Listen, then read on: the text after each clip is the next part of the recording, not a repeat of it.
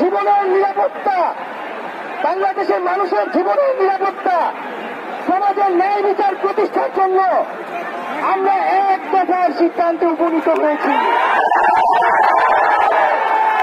এই সরকার কোনোভাবে আর 1 মিনিটও ক্ষমতায় থাকার